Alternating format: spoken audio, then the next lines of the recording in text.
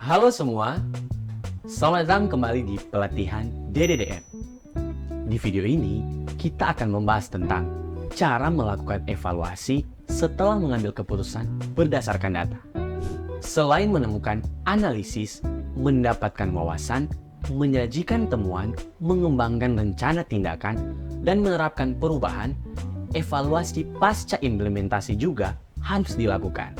Hal ini bertujuan untuk memastikan bahwa tindakan yang telah dilakukan menghasilkan dampak positif dan tidak menimbulkan masalah yang lebih besar.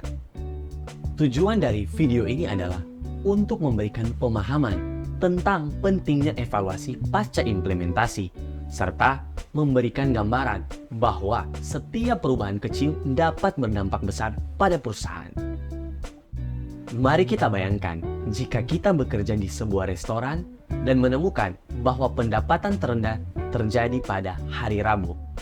Untuk mengatasinya, kita memutuskan untuk membuat kampanye promosi dalam rangka meningkatkan pengeluaran pada hari itu.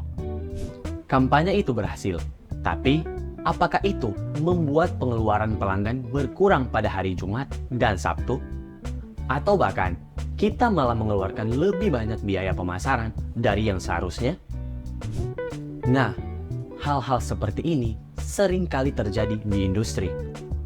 Oleh karena itu, sangat penting untuk memantau dan mengevaluasi ulang setiap rencana yang kita buat berdasarkan data.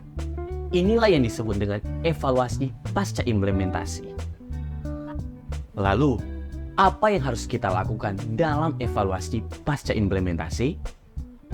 Yang pertama, kita bisa membuat dashboard atau laporan yang diperbaharui sesering mungkin dan menjadwalkan tinjauan informasi melalui email. Melalui pemberitahuan email yang terjadwal, kita bisa menghindari risiko terlambat dalam menangani masalah yang terjadi.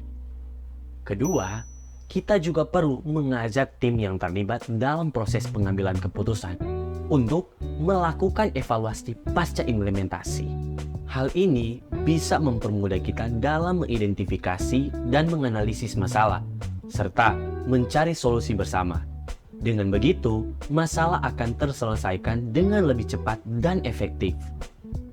Ketiga, kita juga bisa melakukan survei atau wawancara kepada pelanggan atau karyawan untuk mendapatkan masukan atau umpan balik terkait dampak dari perubahan yang telah dilakukan.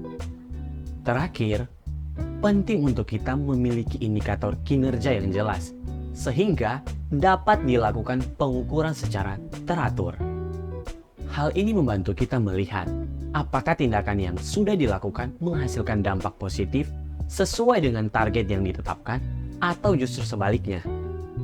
Nah, setelah hasil evaluasi didapatkan, kita bisa memanfaatkannya sebagai bahan pembelajaran untuk perusahaan agar dapat memperoleh wawasan baru, belajar dari kesalahan, dan mengembangkan strategi yang lebih baik untuk masa depan.